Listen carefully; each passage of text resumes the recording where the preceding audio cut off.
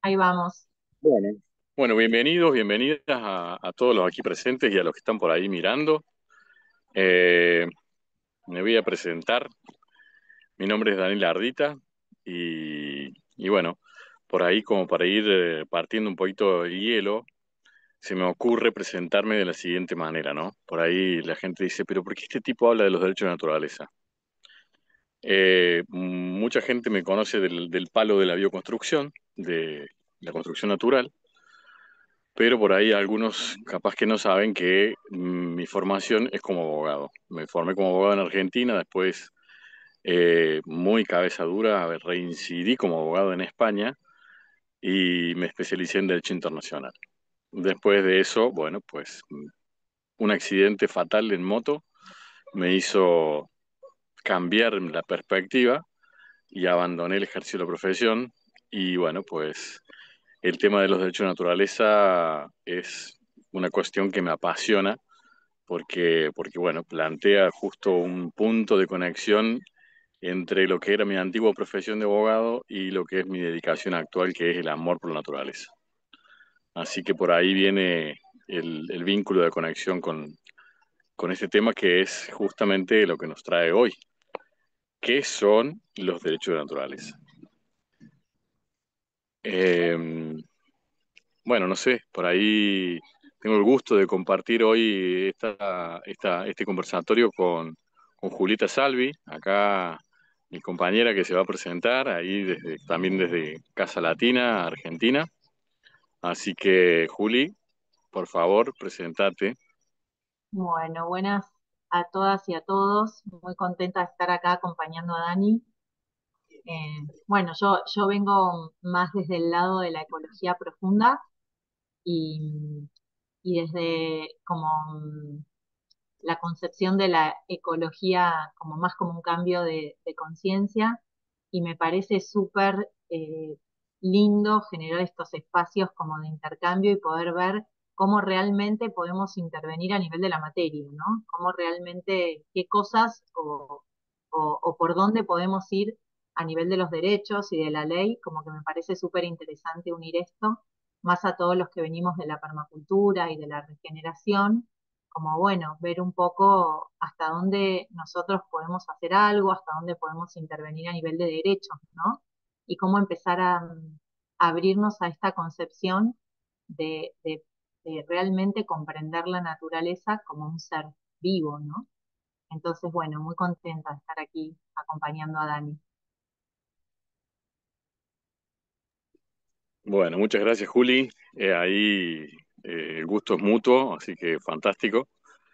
Y bueno, por acá estoy viendo muchísimas caritas conocidas por ahí personalmente, por ahí de las redes, por ahí bueno, de casa también, de casa argentina está, lo veo al Momo, que también está presente ahí, vamos Momo, Belén, Alejandra, y bueno. Bueno, pues sin más, yo creo que vamos a empezar a hablar de esto, ¿no? ¿Qué es, ¿qué es esto de la naturaleza como sujeto de derechos que hoy en día está tan de moda?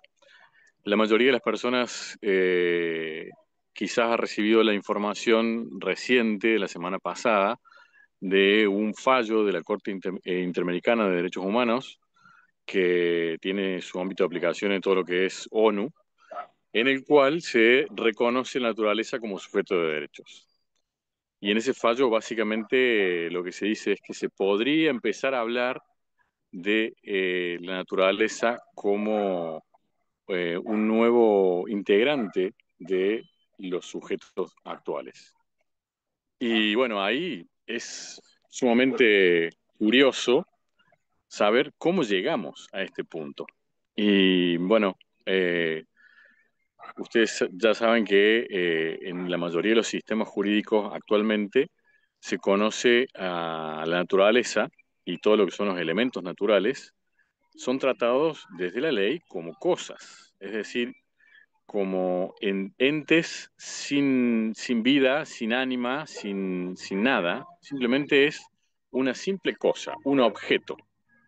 Así es tratada la naturaleza hoy en día por todos los sistemas jurídicos y salvo algunos, muy poquitos, que ya han dado el primer paso de empezar a considerar la naturaleza como un ser vivo, que es lo que es. Eh, Ahí, bueno, el primer ejemplo, y esto es muy digno de destacar, surge en Ecuador en el año 2008. La Constitución de Ecuador se modifica y lo que trae la Constitución de Ecuador es esta concepción de la naturaleza de la mano de los pueblos originarios. Entonces, para que quede en claro acá, como que no es que vamos a saltar de la cosa al ser vivo, así nomás, sino que este salto cuántico, gran salto cuántico, se produce porque Ecuador escucha o tiene más la costumbre de escuchar cuáles son las cosmovisiones de los pueblos originarios, de los pueblos andinos, que son los que traen de la mano esta concepción.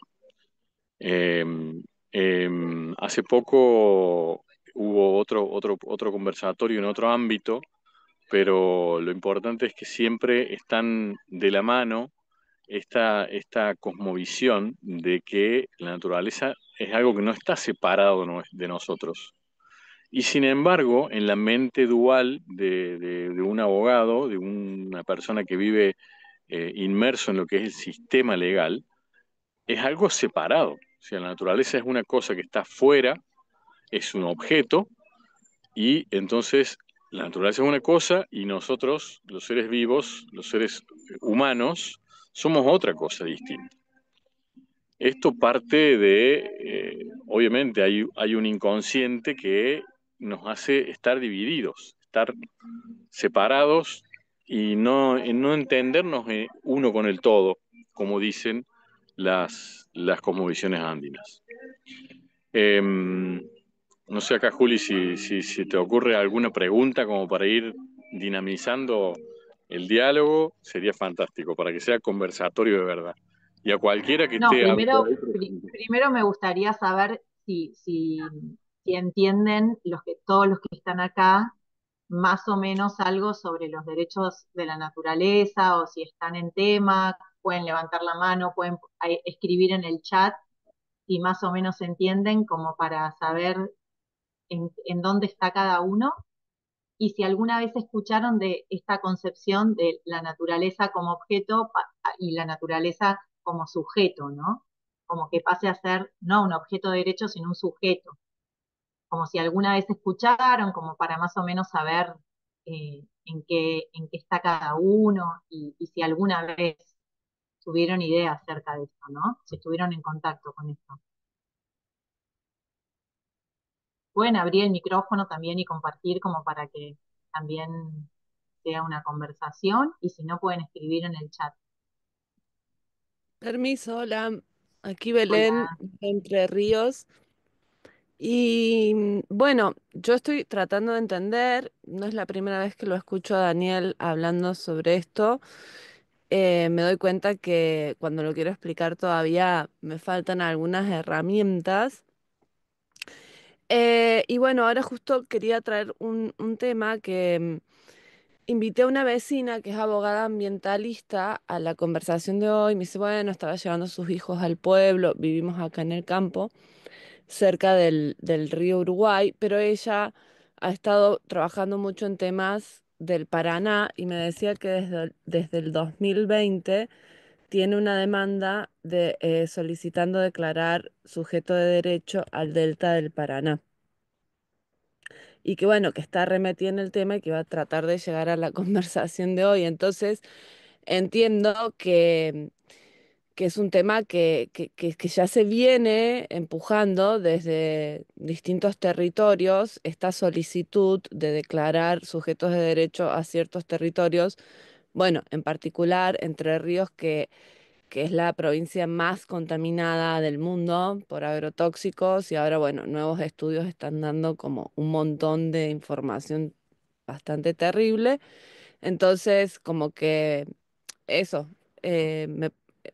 comentarles eso, que acaba de llegar esa info y como anclar un poquito aquí en el territorio lo que está pasando en términos de algunas luchas que sostienen colegas tuyos, Daniel. Bueno, buenísimo ahí por esa info que traes. Muchas gracias, Belén. Y bueno, efectivamente, así como cuenta Belén, en muchos países está pasando lo mismo. Es como que estamos asistiendo hoy a un avance, por así decirlo, evolutivo, sin duda, porque pasar de considerar la naturaleza como una cosa a pasarla a considerar como un ser vivo, pues sin duda es un avance y es algo digno de festejar y de celebrar, ¿no? Para ver qué efectos nos trae esto ahora, ¿no? Eh, no solo en Latinoamérica, hace poco, el año pasado, fue declarado sujeto de derecho, no sé si conocen en España, hay un pequeño mar dentro de la península que se llama el Mar Menor. Y también está el mismo caso, o sea, es un pequeño mar menor donde toda la porquería que se tira al Mar Menor llegó a un nivel de contaminación que ya no había forma de salvarlo y entonces se declaró en Europa, en la mentalidad europea, se declaró el Mar Menor como ser vivo, como sujeto de derecho. Y bueno, la pregunta es, ¿y qué efectos tiene esto, no? Sí, porque decís, bueno, a ver, consideremos la naturaleza ahora ya no como objeto, sino que ya como sujeto. La pregunta es, desde el punto de vista legal, desde el derecho, ¿qué le estamos dando a la naturaleza en realidad? O sea, ¿le estamos dando a un nivel de protección mayor? ¿Estamos haciendo digamos, tiene algún efecto jurídico inmediato el hecho de que se considere a un río, por ejemplo, o al Mar Menor sujeto de derechos? Y bueno, la respuesta es parcial. Digamos, la respuesta es no, no tiene un efecto jurídico inmediato. ¿Tiene una ayuda inmediata en el cuidado de la naturaleza? Tampoco, no.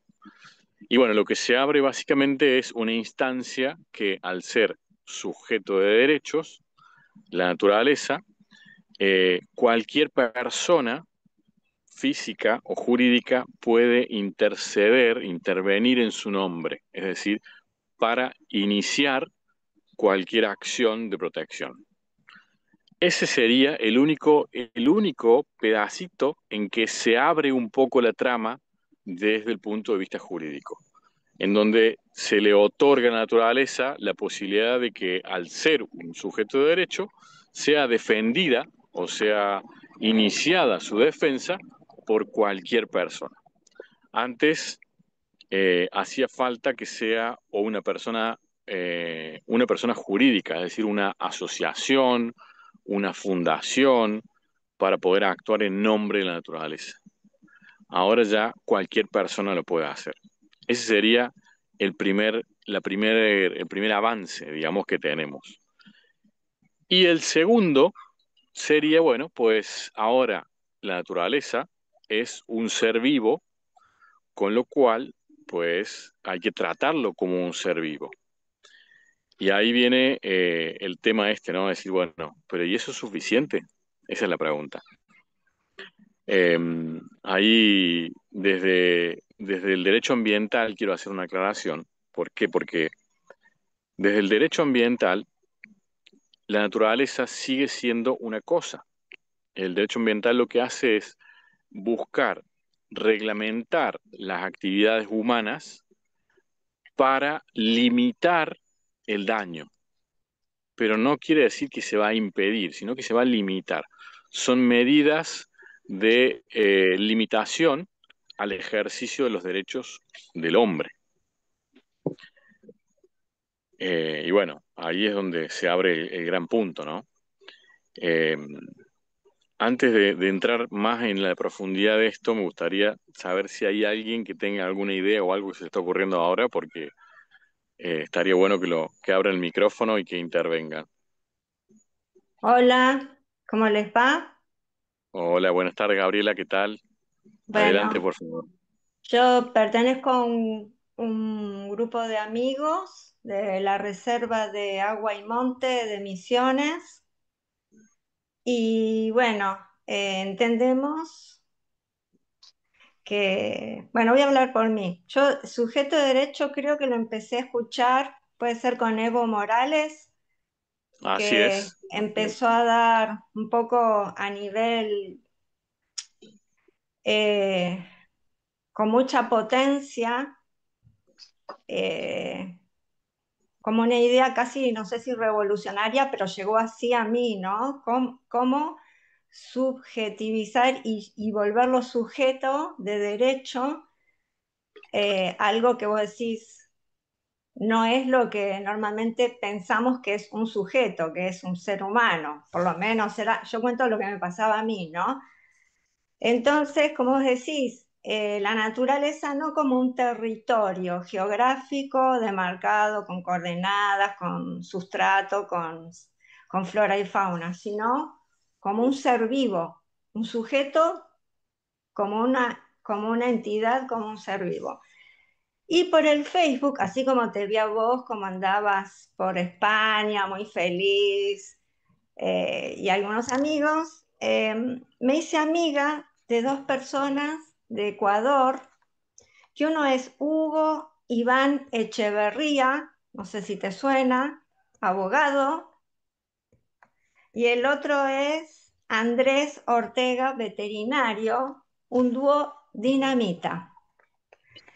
Hugo Iván Echeverría es uno de los que logró reformar la parte legal para la naturaleza como derecho, como sujeto de derecho, y aparte de otros compañeros más, lograron, de lo que es la educación ambiental, eh, que esos delitos de criminales que atacan a la naturaleza, no solamente que sean volverlos penas carcelables, sino ponerles multas económicas.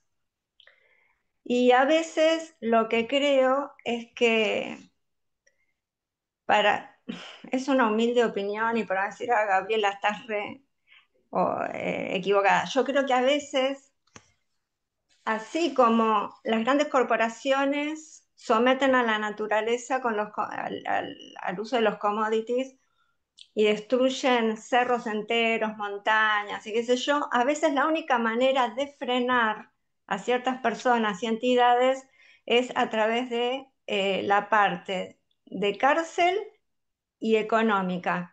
Porque uno puede tomar a la naturaleza como sujeto de derecho desde la parte espiritual, desde la parte eh, de cómo uno en forma individual la entiende. Sí, como Pero la lo importante cosmovisión, acá, digamos. sí, sí, sí, pero la parte legal hoy es súper importante, porque si no, todo avanza y no logramos defenderla. Y es increíble que sea Latinoamérica la que se apunta. Yo cuando vi que era Ecuador, por lo menos de lo poco que sé, que estaban haciendo punta, yo los refelicité, porque a ver, uno quisiera que en Argentina también sean punta. Lo que vi es que a ciertos animales que se los llaman como monumentos, como creo yo, como yaguareté, pueden ser sujetos de derecho hace poco. Pero la naturaleza en sí, lo había escuchado por Evo y después por la gente de Ecuador. Bueno, eso era lo que yo quería comentar y decir desde dónde estaba hablando. Así que gracias y un abrazo también a Julie Salvi. Bueno, muchas gracias, Gabriela, muchas gracias. Ahí le quiero dar la palabrita también a Mariano Frula, que tiene la mano levantada, así ya vamos integrando las manifestaciones. Bueno, hola Daniel, un ¿Qué gusto. tal? Bueno, primero ahí resoné mucho con lo que comentaste al principio. Yo también soy abogado, pero también abandoné hace rato la profesión. Y los derechos de la naturaleza también fue como que me hizo ahí una conexión que me hizo volver a entusiasmarme ahí con el estudio y hace unas semanas hice un curso del Movimiento Global por los Derechos de la Naturaleza de Ujú. Colombia, que fueron 8 encuentros. Bueno, y Sí. ahí me fui interiorizando un poco en la cuestión. Eh, y la reflexión es que lo que quería compartir primero es que en esto de la ampliación de la legitimación de la personalidad, o sea, de Ujú. quién puede demandar en nombre de la naturaleza, con la Ley General del Ambiente eso ya se amplió a cualquier persona. Antes la Constitución en el amparo ambiental dice que tiene que ser un afectado quien puede demandar en nombre de la naturaleza. Y la Ley General del Ambiente vino a ampliar eso acá en nuestro país, ¿no? Exactamente, Eh, sí, sí. Como que esa consecuencia quizá ya la tenemos y me tocó revisar el fallo Mendoza, que es del 2008 y que es de la cuenca Matanza-Riachuelo y de cómo se fue limpiando y se saneó. eh, y al menos a mí la reflexión que me generó es que si hubiera sido declarado sujeto de derecho la cuenca Matanza-Riachuelo, no sé si hubiera cambiado algo en el proceso. Hoy con el gobierno de Milei, como que el organismo que estaba actuando fue desfinanciado y bueno, para agregar algo, hay muchas cosas que me dan vuelta ahí y bueno, ya irán surgiendo para conversar. Bueno, muchísimas gracias, Mariano. Muy, muy interesante lo que traes porque es como un poco más de terminología jurídica que yo trato de evitarla para que se entienda para todo el mundo, pero está perfecto. Ahí Mariano nos dijo legitimación activa, en la parte procesal, que es lo que yo explicaba antes, cuando quién puede iniciar acciones de protección en nombre de la naturaleza. Y está buenísimo también lo que trae Gabriela, porque sí, porque efectivamente ahí hay como dos conceptos, ¿no? Por un lado, cuando hablamos de derechos de la naturaleza en general y cuando hablamos de derechos en particular de un río o de un ecosistema o de un páramo, que es donde están las nacientes de los ríos, o de un parque nacional. Por ejemplo, en Ecuador el Yasuní, que fue también considerado como sujeto de derechos.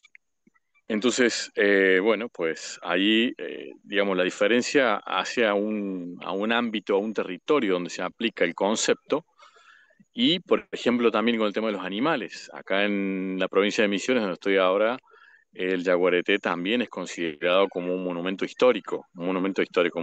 natural, digo, perdón. Entonces hay como categorías legales de definiciones que también le dan a la naturaleza un ámbito de protección un poquito mayor.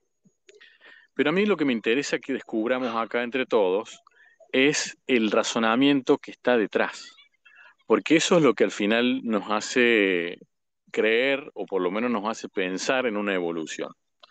Cuando al inicio arrancamos explicando un poco lo que era la naturaleza como sujeto, como objeto y pasa a ser sujeto, ahí me gustaría hacer un par de aclaraciones, porque, por ejemplo, Gabriela también nos trajo el concepto de economía, sanción pecuniaria y el concepto de ecocidio, ¿vale?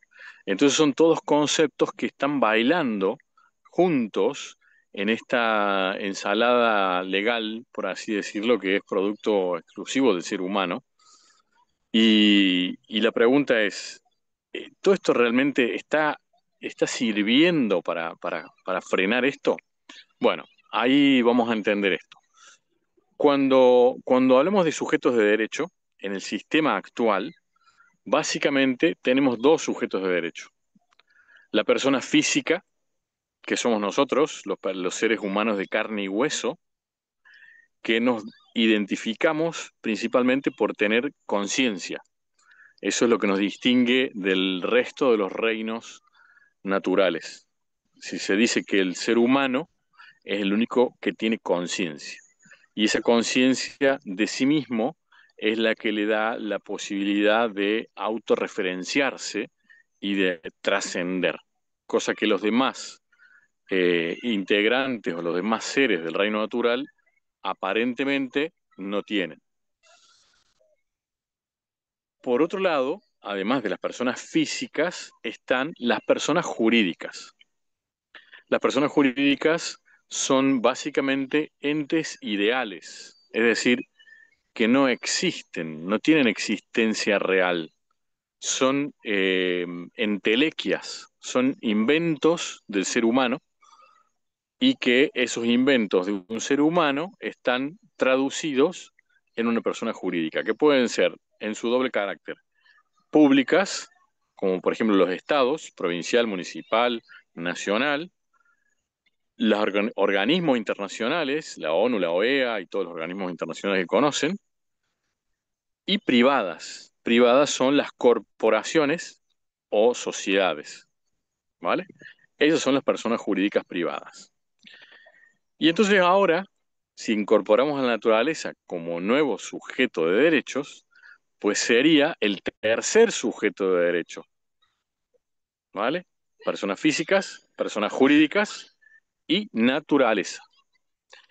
Entonces lo que estaría haciendo el ser humano, y ahí es donde yo abro el interrogante para que nos empecemos a cuestionar desde dónde estamos mirando la realidad, porque la manera en que el ser humano define, más que todo lo define a él, no define a la realidad.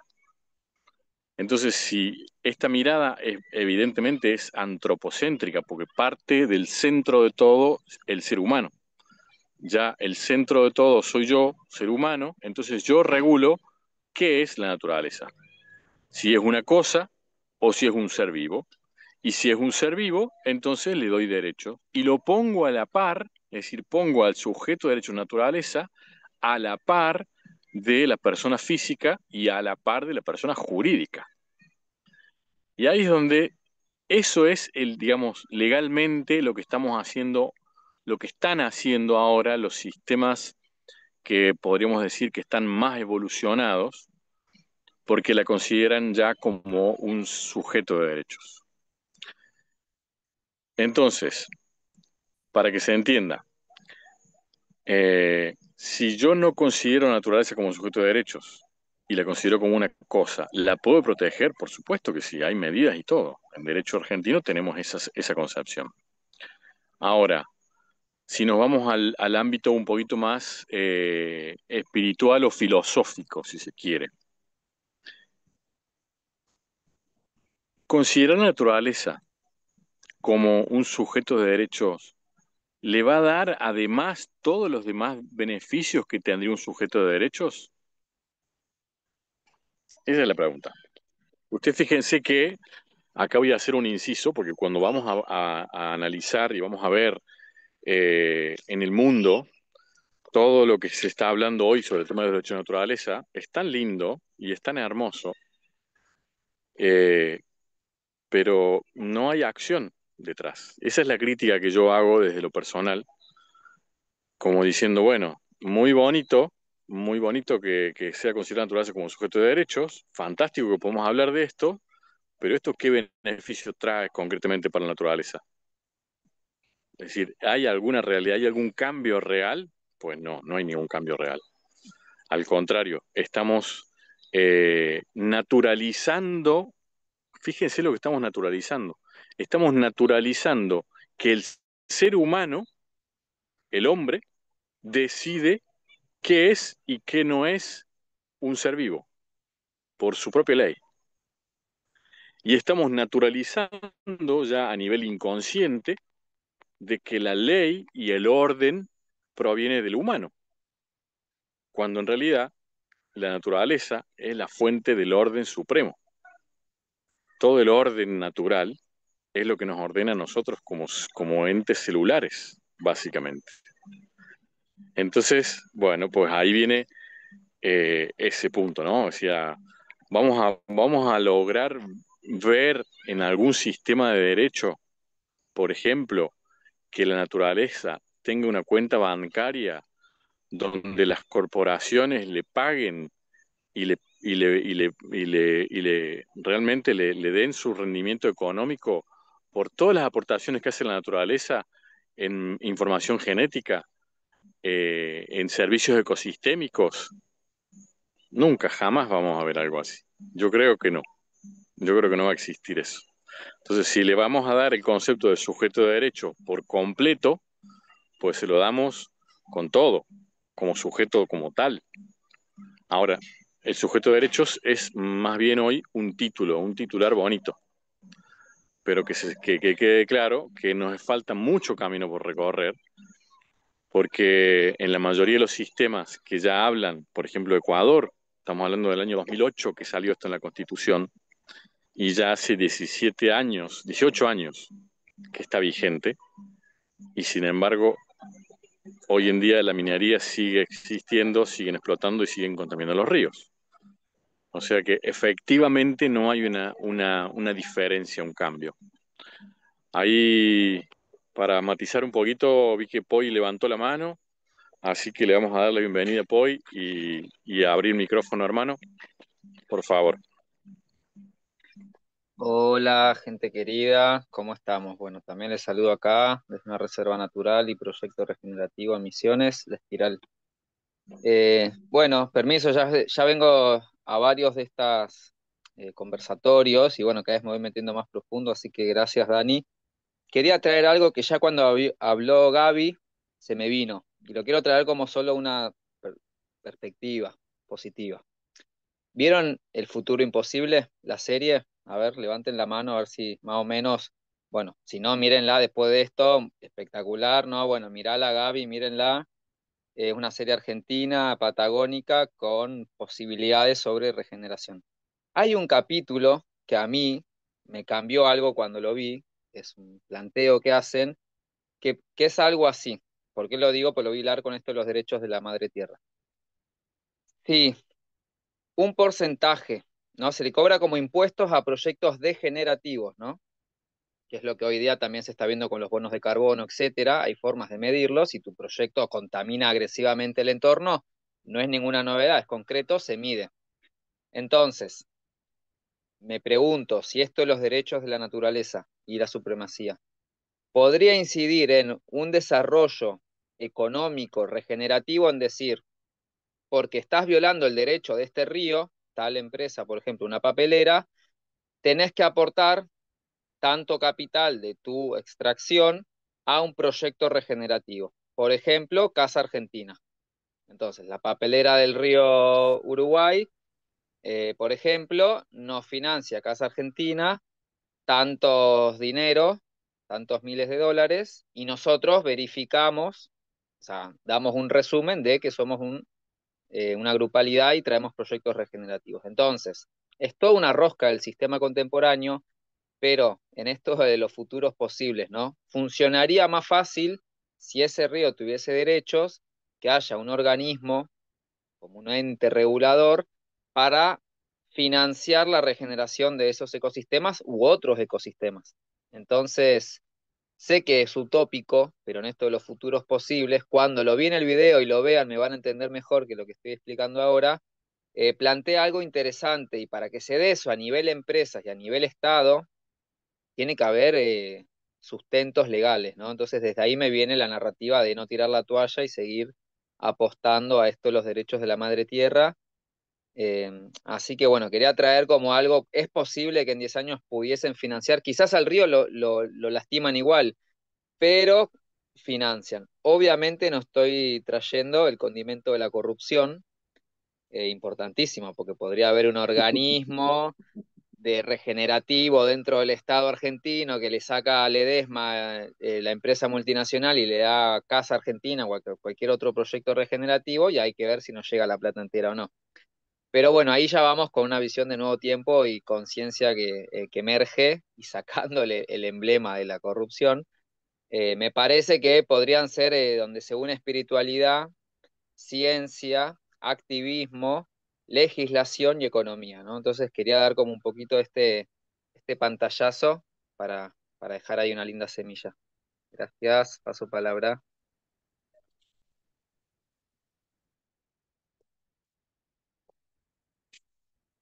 Bueno, gracias, Poi. Gracias porque has abierto la puerta a una pregunta fantástica.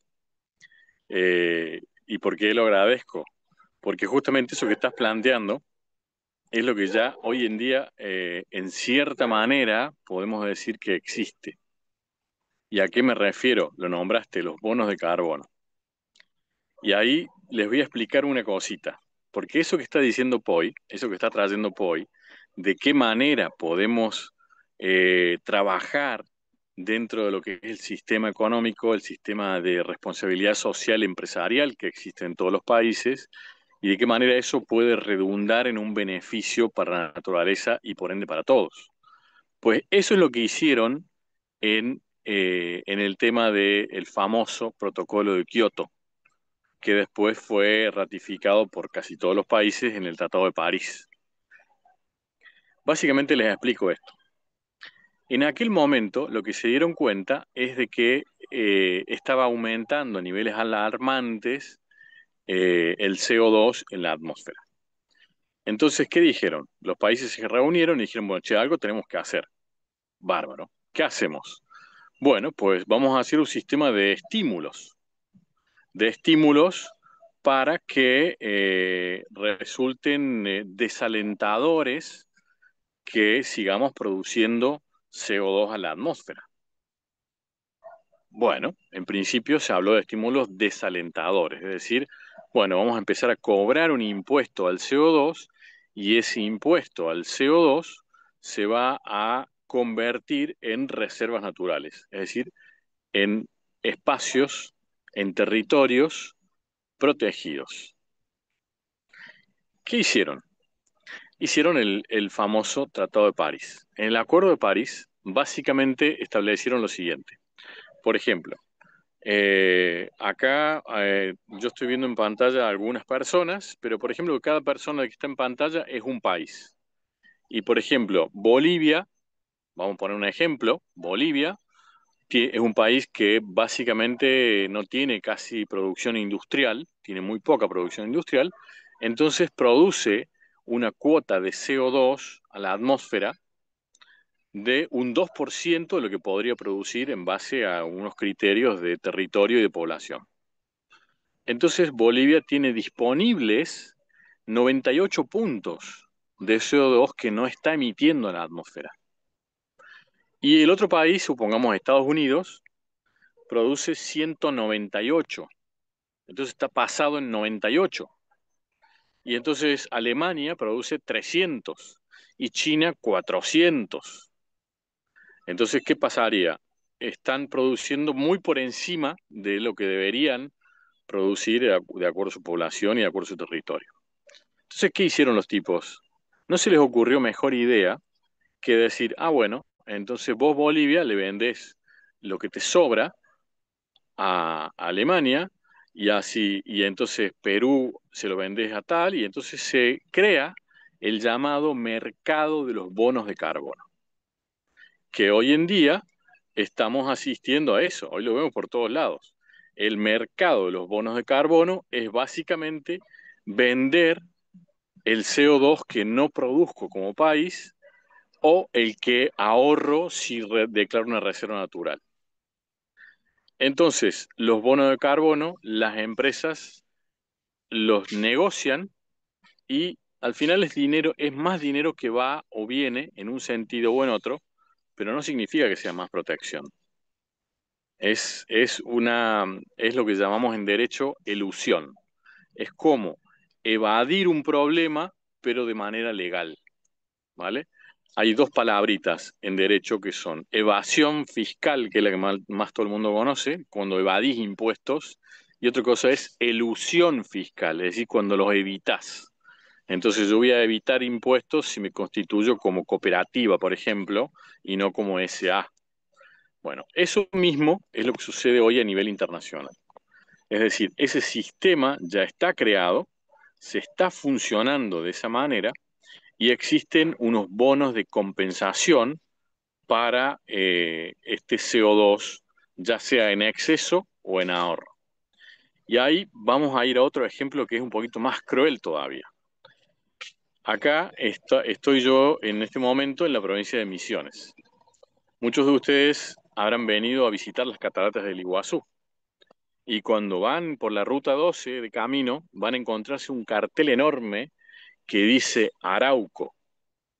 Arauco es la segunda empresa a nivel mundial productora de lo que se llama pasta celulosa.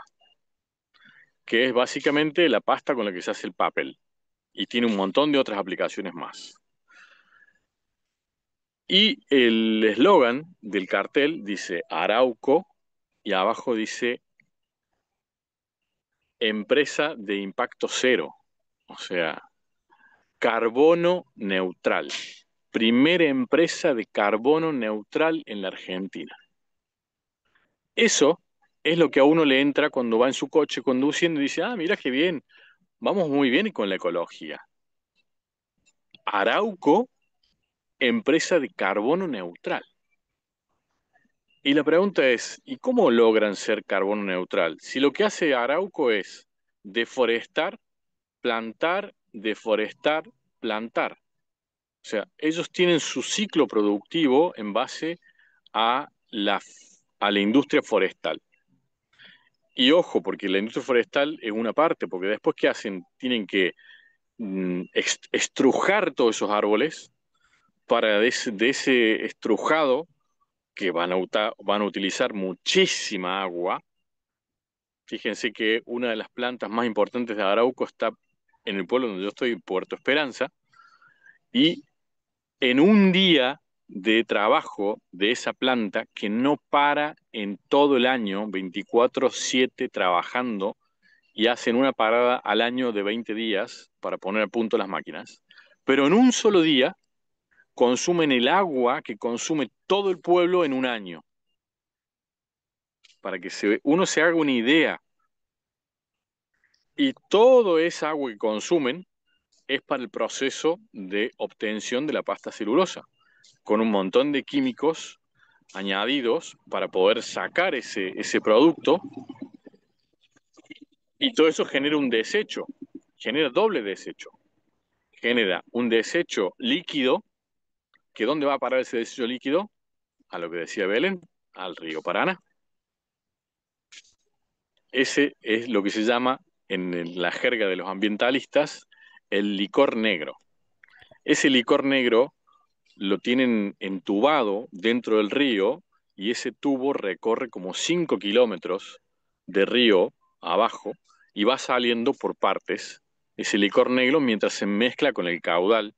Y como el río Paraná es oscuro, rojizo, lechoso, es muy fácil que se diluya ese licor negro sin que se pueda ver, pero hay veces que se ve todo el tiempo ese licor negro saliendo. Y el otro producto es el humo, la toxicidad que generan las toberas donde se calienta todo ese producto y generan CO2 a la atmósfera. Ahora, la pregunta es, ¿por qué es carbono neutral? Porque alimenta su industria con energía producida por los propios árboles. Es decir, lo que hacen es chipear los árboles, el sobrante lo chipean, y de ese chipeado producen energía eléctrica. Entonces, es una manera de producir energía eléctrica sin consumir la red. Entonces, eso les hace disminuir la ratio de CO2.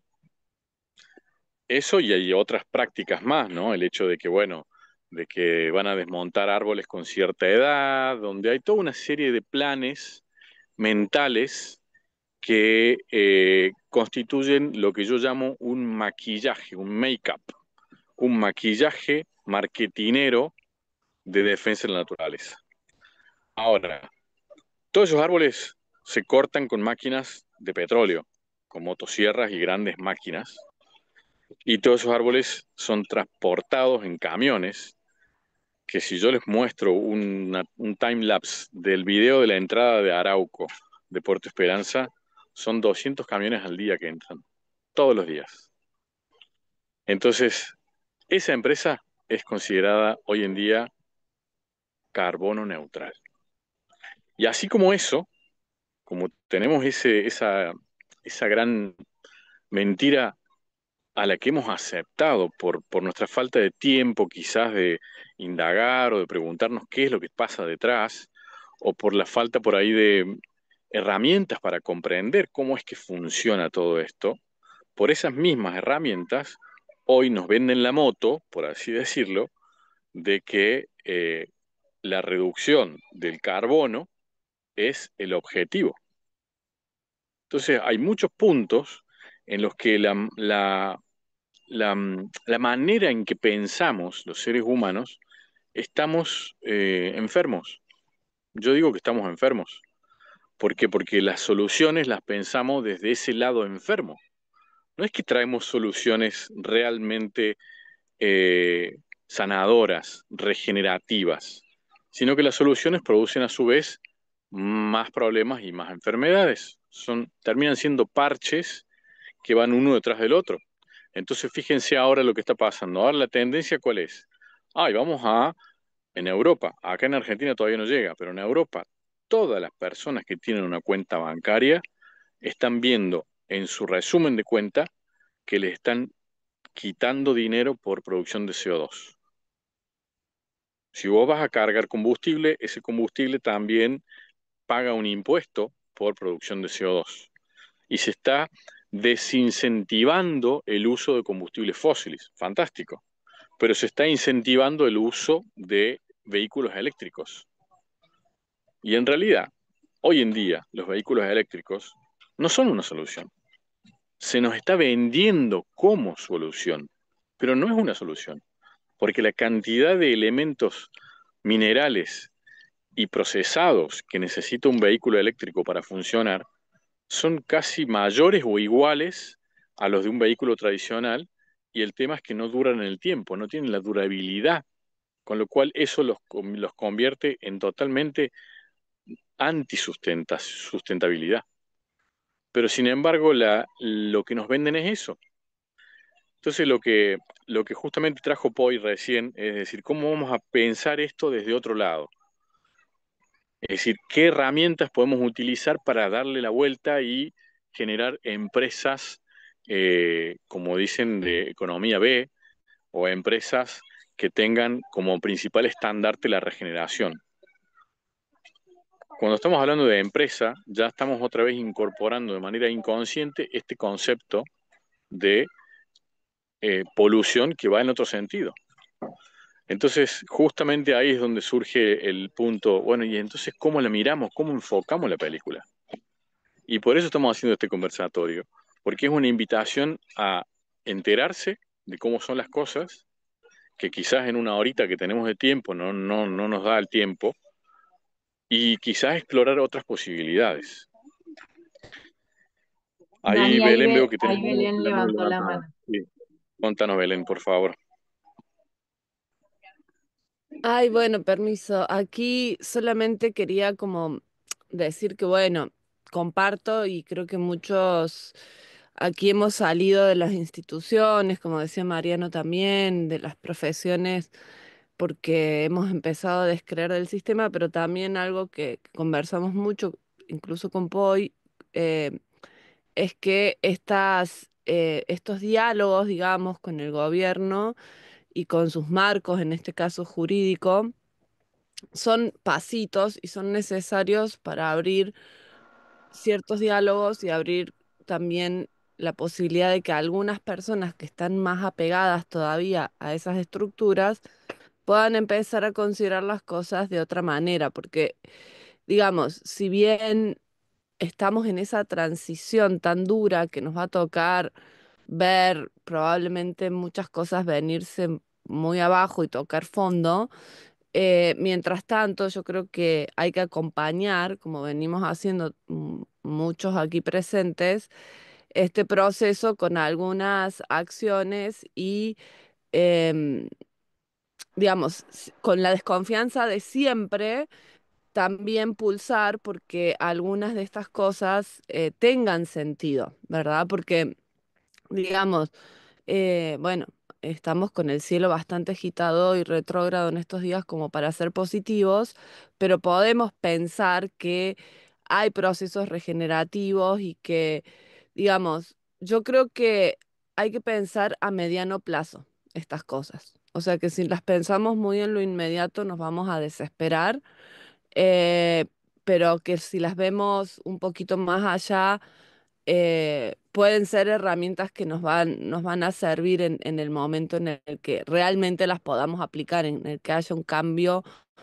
de formas de gobernanza, ¿no? Que es a lo que realmente tenemos que aspirar.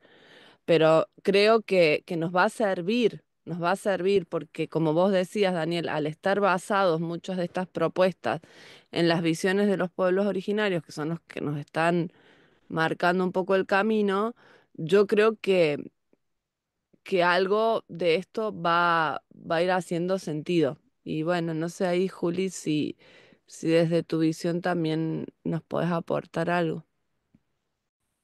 Bueno,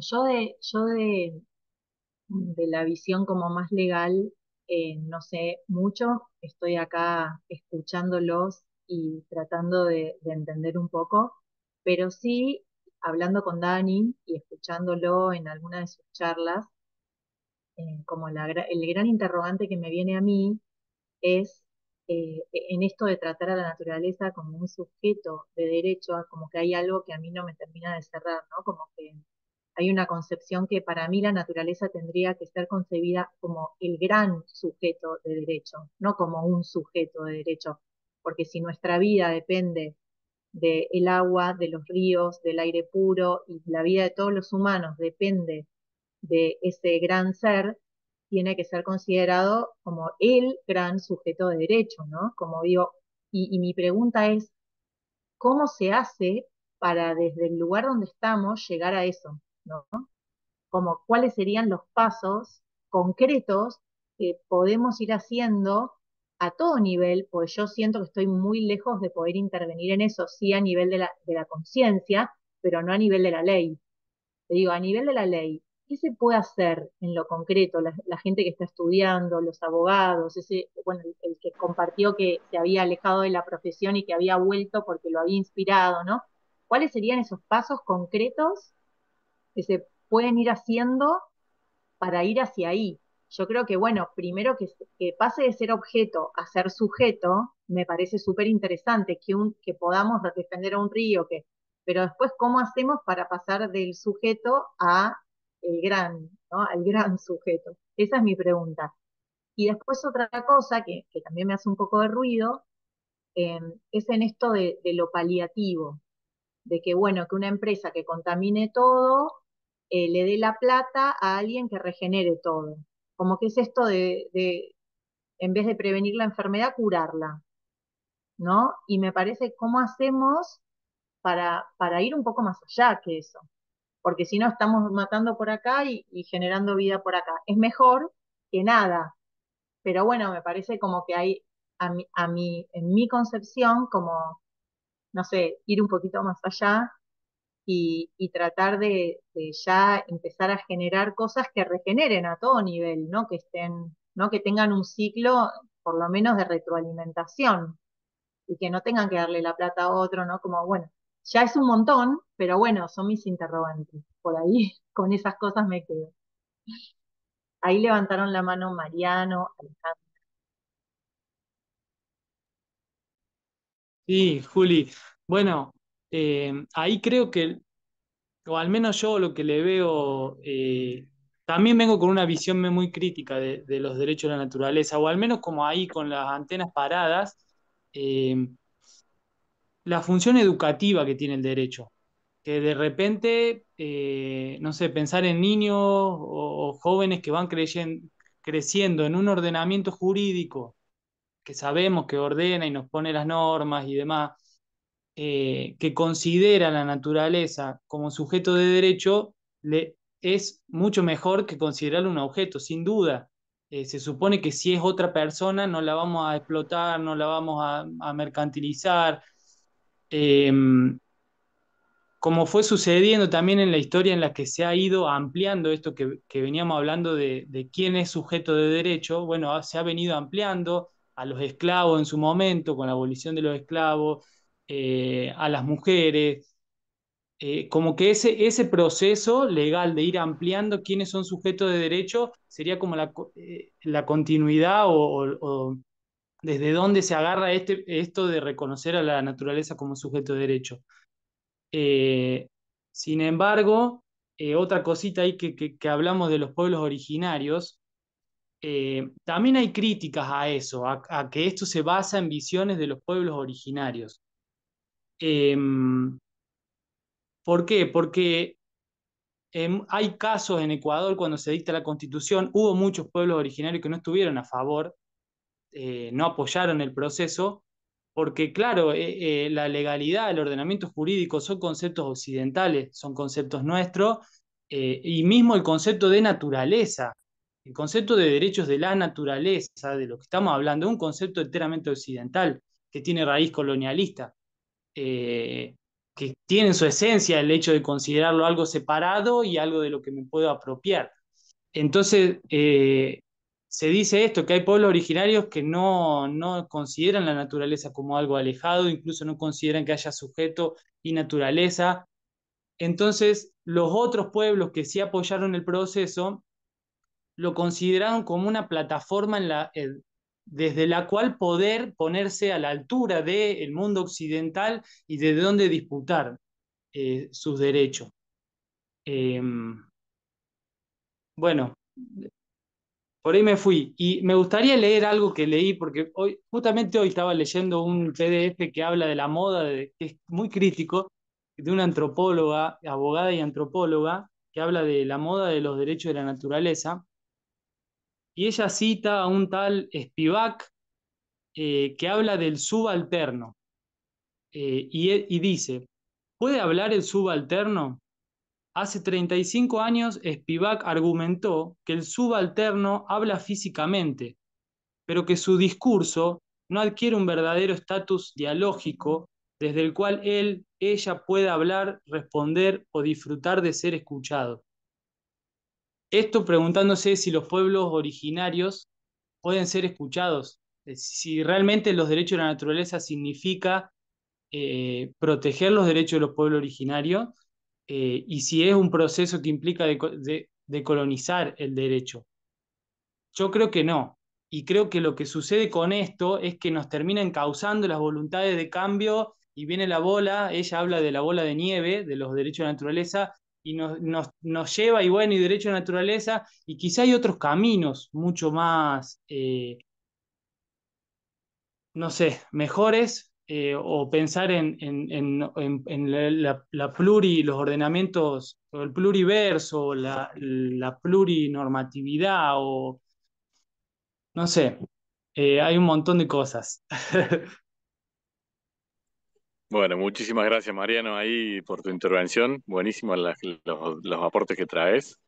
Y veo que Ale también tenés la mano levantada, por favor, adelante. Hola. Bueno, yo la verdad tengo así como desde mi sentir y es como desde mi práctica y lo que he visto desde mi profesión, que es también como tener un poco de paciencia y humildad de entender de que estamos en un proceso evolutivo como humanidad de integrar la naturaleza en nosotros y cómo también empezamos a pertenecer ahí. Y muchas veces como que queremos de que todo sea el cambio ya, ¿no? Y que las empresas ya se adapten a, sí, como que todo tiene que ser ya. Y de alguna manera, pues vivimos en un sistema donde de alguna manera tiene una maquinaria que funciona por el momento y que de alguna manera también está evolucionando, pero en otro tiempo diferente, como por ejemplo, no sé, a las personas que estamos en Casa Latina, que también cada uno tiene su proceso, ¿no? Hay muchos que ya están afuera viviendo en unos lugares hermosos y otros que estamos eh, intentando generar unos cambios de dinámica dentro del sistema mientras logramos salir al campo, ¿no? Sin embargo, como que salir al campo es solamente un pedacito de lo que es esa gran maquinaria de lo que es la sociedad. Entonces, como que de alguna manera siento que es súper importante entender lo que mismo decía Poi de que es una, o sea, es un sistema que ya está armado y que hay que mirar cómo se transgrede, pero también entender que hay como diferentes tipos de realidades viviendo en un mismo tiempo y espacio, ¿no? Entonces, como que no podemos pretender de que todos ya van a entender la sensibilidad de la madre tierra que está viva, si ni siquiera se entiende con qué se está comiendo o con qué se está alimentando, ¿no? Entonces, si ni siquiera hay como un reconocimiento del territorio propio, es como esperar un resto para que también esas personas entiendan lo que es la naturaleza como ser vivo, ¿no? Entonces eso también es como un proceso, siento, colectivo, mental colectivo que está sucediendo y siento que hay como diferentes niveles, ¿cierto? De entendimiento, por decirlo así, de este cambio que estamos teniendo. Entonces mi pregunta es, ¿cómo, por ejemplo, se escala y se tiene humildad desde este espacio que ya está súper avanzado, que ya lo ve muy claro, que ya, digamos que está tan claro que se vuelve algo muy emocional, ¿no? Y también parte como de este movimiento, como conexión entre seres humanos, y este otro lado que ni siquiera entiende que eso puede existir. O sea, cómo esto que aquí está sucediendo, que es muy evolucionado, encaja con esto que hasta ahora está sucediendo acá. Oiga, separe los residuos orgánicos de la basura, tenga lombrices, es posible. Sí, o sea, eso es tan básico como un residuo, como la caca, no sé, ¿tu caca dónde está yendo? ¿Está yendo al río? O entonces yo veo una oportunidad, todo esto, para poder ofrecerle a esas grandes industrias que hasta ahora están entendiendo que ya se vienen cosas diferentes, ¿sí? Que se están construyendo, pero ya nosotros llegar de pronto con una solución más o menos concreta para poder encajar con eso que ya existe, ¿no? Igual es súper fuerte y es súper duro, ¿no? Por ejemplo, yo trabajo en plantas de producción de muchos tipos. Soy arquitecta. Entonces yo no como leche, no como nada de lácteos, pero he tenido la oportunidad de trabajar en una empresa que todo se basa en los lácteos. O sea, ya estamos hablando de maltratar a una industria que son las vacas y todo lo que hay detrás del consumo de la carne, las vacas y también son naturaleza, ¿no?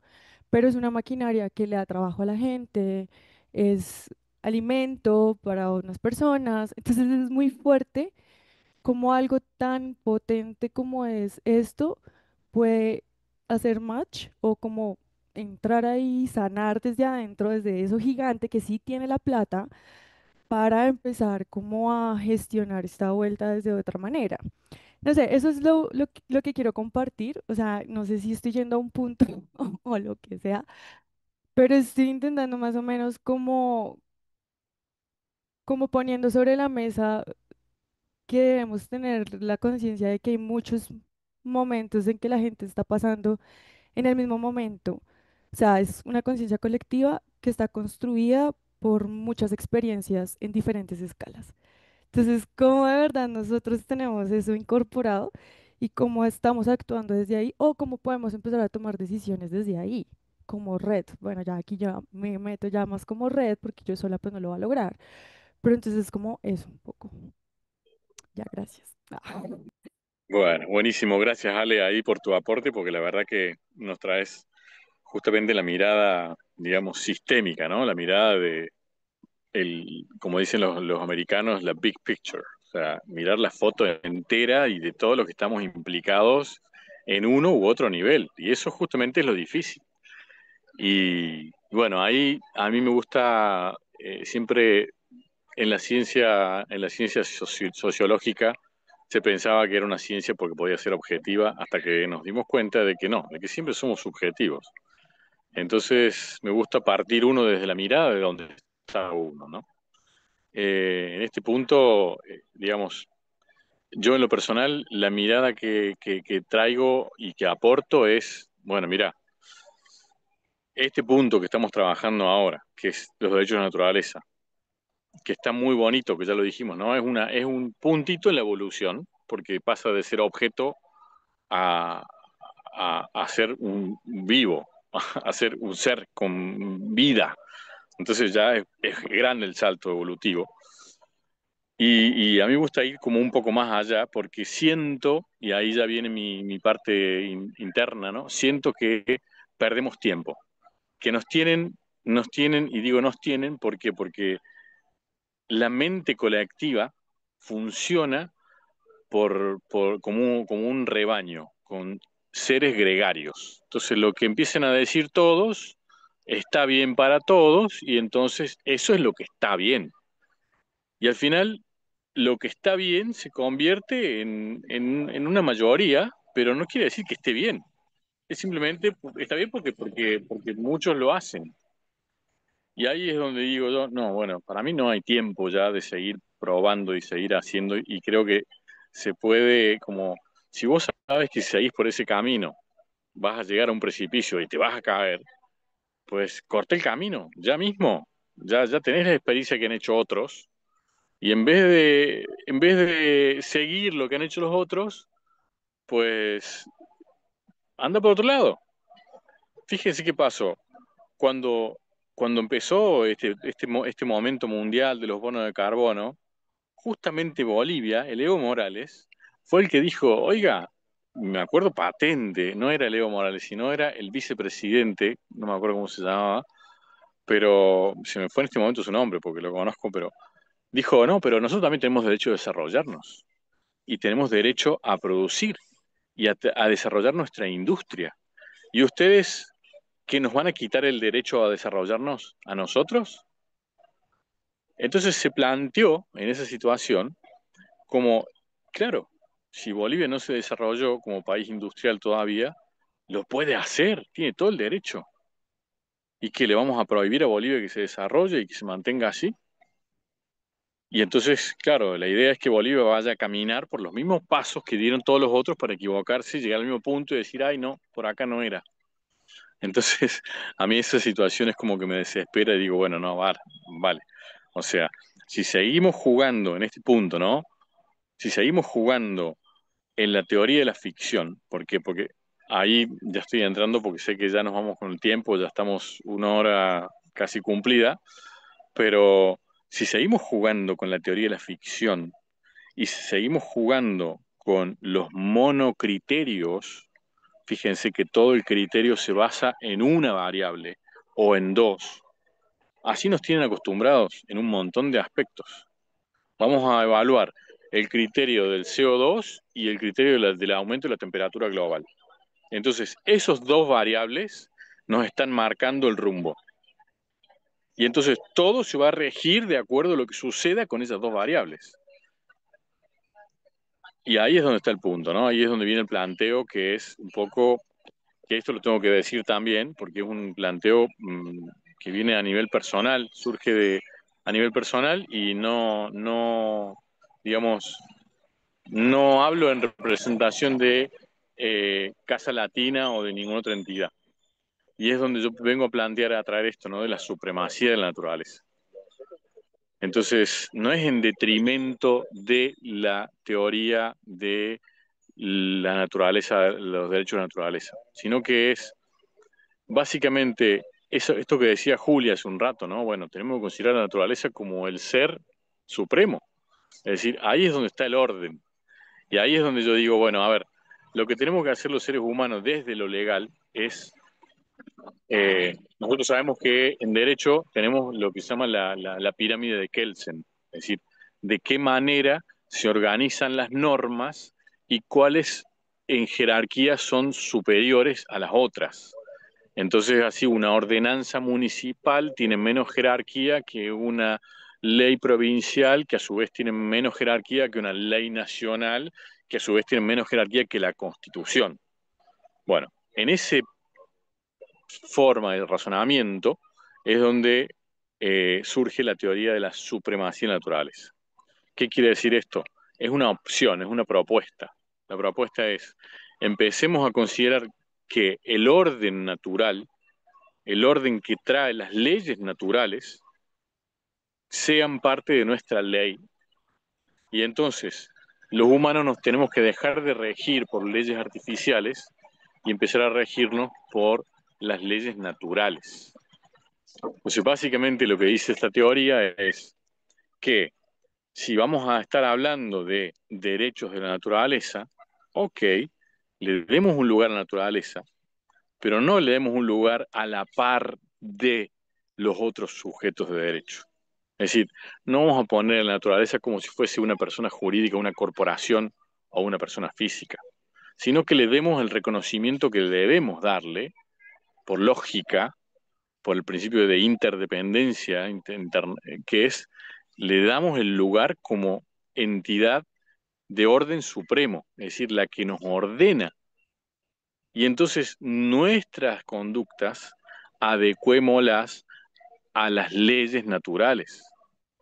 Y ahí viene el punto de evolución verdadero. Porque si empezamos a entender eso, pues cambia todo el sistema. Tenemos que sí o sí abandonar el sistema de la ficción. Y si vamos a hablar de utopías, pues esta es la gran utopía. Y como decía Galeano, ¿no? Bueno, pero ¿para qué sirve la utopía? Y la utopía es lo que nos hace caminar, decía. ¿Por qué? Porque vos caminás y la utopía siempre se mueve 2 pasos más allá. Y eso es la utopía. Entonces, si vamos a aspirar a algo para considerar eh, la salud de la naturaleza, la salud de todos, en algún punto, la subsistencia, y yo creo que tenemos que aspirar a eso, a cambiar el sistema por completo, a volver un poco al derecho natural, a empezar a adecuar nuestras costumbres a las leyes naturales, a los ciclos naturales, que al final es lo que dicen las grandes cosmovisiones de los pueblos originarios, que es que el ser humano tiene que estar adaptado, integrado a la naturaleza.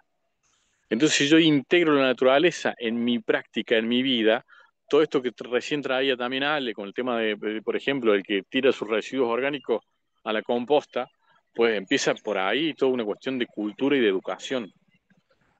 Entonces, sin duda, estamos ante el desafío de la humanidad, que es primero poder ver dónde estamos parados. Segundo, más allá de verlo, es poder actuar.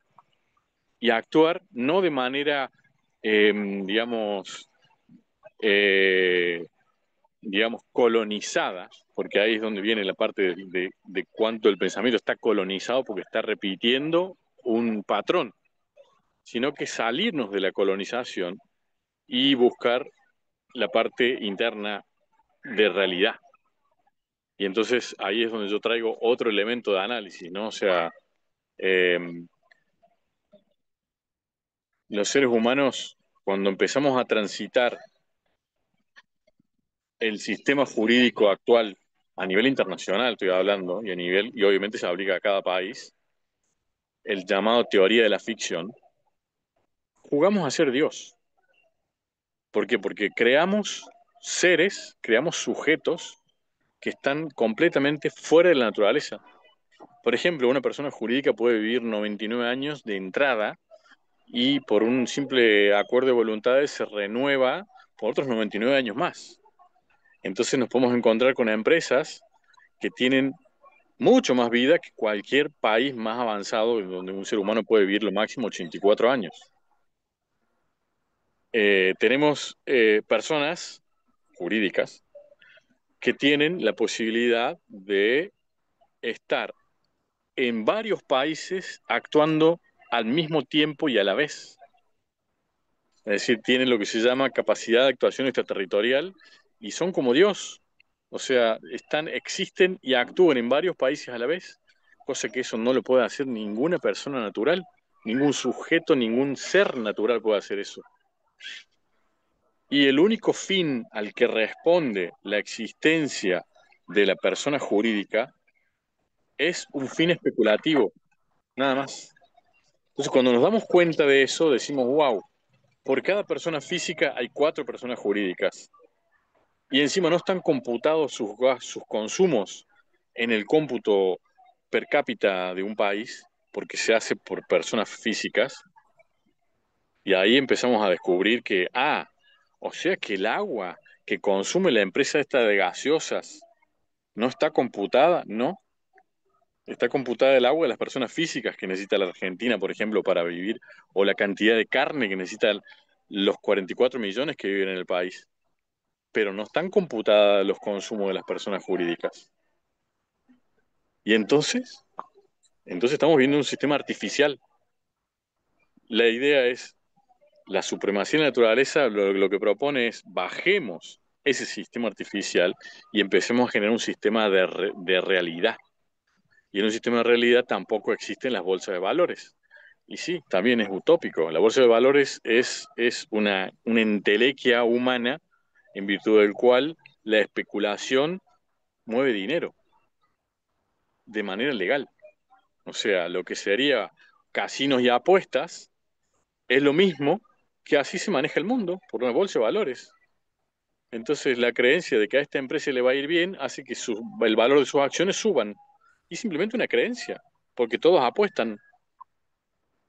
Y entonces, cuando empezamos a entender que ese sistema es sistema que rige actualmente, ahí es donde está para mí, la semilla de donde debemos dirigir la mirada. Che, entonces, todo lo que vamos a seguir haciendo tiene la misma raíz. Mientras tenga la misma raíz, que es la concepción artificial del derecho, pues no va a cambiar nada. Entonces, lo que tenemos que cambiar justamente es la raíz de dónde nos pensamos como sistema. Y ahí es donde se propone, ¿no? Como decir, che, ¿y si volvemos al derecho natural? ¿Y si volvemos a la raíz de lo real y abandonamos la teoría de la ficción? Esa es la propuesta. Pues esto da para profundizar mucho más. Simplemente se las tiro así como para... Y bueno, pues bienvenido quien quiera abrir micrófono en este conversatorio y emitir su opinión. Y yo creo que ya en breve iremos cerrando, Juli. ¿Cómo lo ves? Sí, abrimos ahí un espacio para alguna pregunta o para alguien que quiera compartir y me parece como que esto es el inicio, ¿no? De una puerta que se abre, ¿no? Como a hacernos más preguntas que encontrar respuestas, no las vamos a encontrar ahora, sino es el comienzo. Así que bueno, ahí abiertos a escucharlos. Bueno, ahí, perdón que tomo palabrita nuevamente porque veo en el chat que hay comentarios de Ignus, Dignus del Monte. Dice, te compartimos y probamos durante 2 años todos los documentos. Ah, vale. Esto es Subió un de la copy. ley natural. Exacto.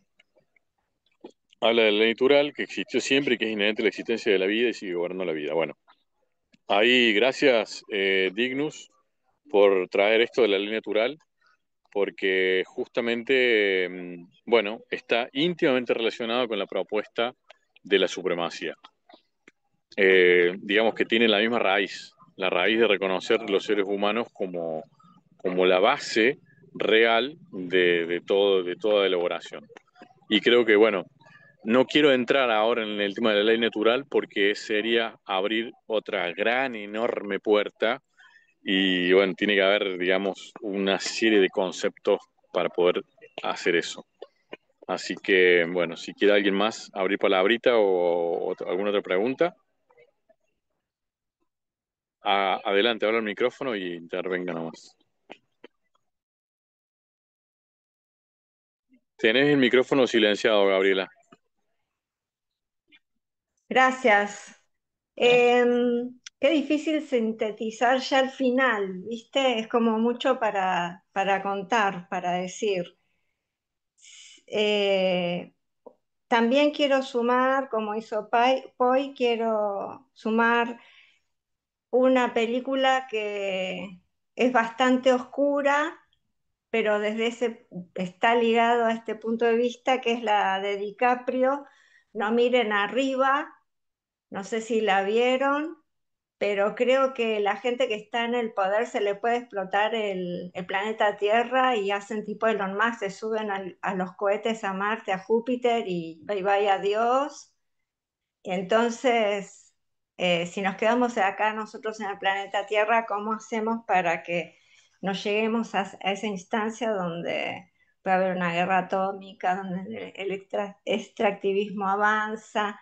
O sea, por ahí lo que estás vos planteando o lo que yo interpreto es pasar de un espacio legal a una interpretación filosófica de dónde está la raíz con respecto al, a la naturaleza, ¿no?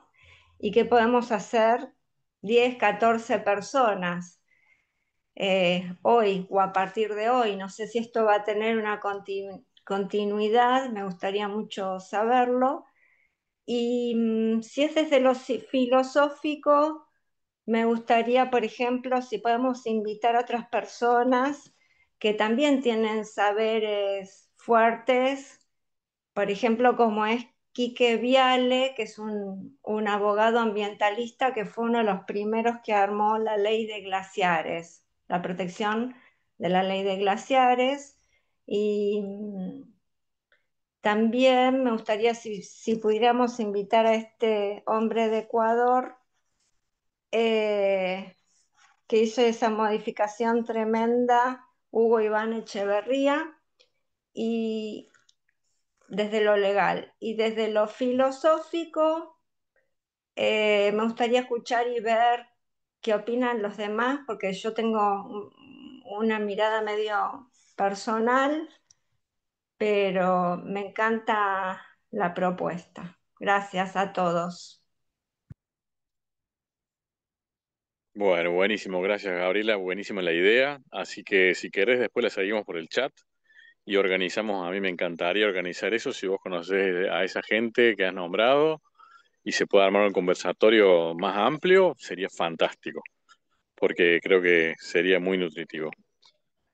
Bueno, Sí, yo creo que y sí. te cuento que estamos viajando, si podemos, a fin de julio a la Reserva de Agua y Monte, y si seguís por ahí y quieren armar un encuentro, una juntadita, también está bueno hacerlo en Buenísimo. persona. Bueno, A todos gracias, te están agradezco, invitados, Gabriela. ¿eh? Buenísimo. Bueno, si no hay nadie más que quiera agarrar el micrófono, yo creo que, digamos, a modo de resumen o de síntesis, básicamente tenemos la postura clásica, que es la ley natural, digo, la ley artificial, que es la que nos rige ahora, que es considerar la naturaleza como un sujeto más, y pues se abre la puerta a otros planteos, ¿no? Pero bueno, creo que ahí está el desafío y el saber desde dónde nos pensamos. Y la invitación, si hay ganas a profundizar todos estos conceptos, a mí me encantaría poder ver que más gente maneja todos estos conceptos, que no son engañados fácilmente, como estamos viendo hoy en día en las comunidades indígenas, que vienen con papelitos de colores a querer cooptar sus comunidades para representarlas y cobrar sus bonos de carbono. Es lo que está pasando acá. Así que, pues eso. Así que cuanto más conciencia haya al respecto de cómo se está funcionando el sistema actual, pues más posibilidades habrá de hacer cosas diferentes. Juli, adelante vos. Bueno, Dani, agradecerte mucho por abrir este espacio para empezar a dialogar, para empezar a conversar sobre estas cosas, agradecerles a todos los que llegaron también y bueno, ojalá sea el primero de otros encuentros. Así que bueno, ahí los invitamos si quieren, pueden dejar sus contactos en el chat o su mail, teléfonos y podemos avisarles si se organizan futuros encuentros. Bueno, muchas Muchas gracias. gracias. Fuerte abrazo para todos y para todos los aquí presentes. Un gustazo. Dejen por favor su correo electrónico, su WhatsApp, lo que sea, en el chat. Y vamos a organizar otro evento con más profundidad. Gracias, muchas gracias. Gracias. Chau, chau. Abrazo. Gracias.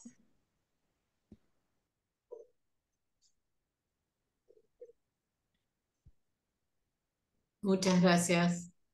Gracias. Juli, cuando quieras ya podés dejar de grabar. Dale.